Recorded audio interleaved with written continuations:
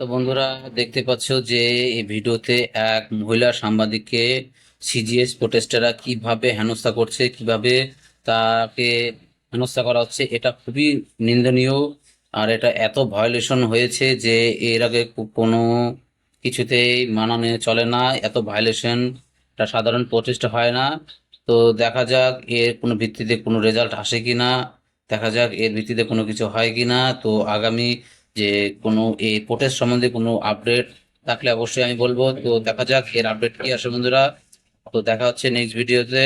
আমাকে ফলো করে রাখো এর আপডেট জানার জন্য।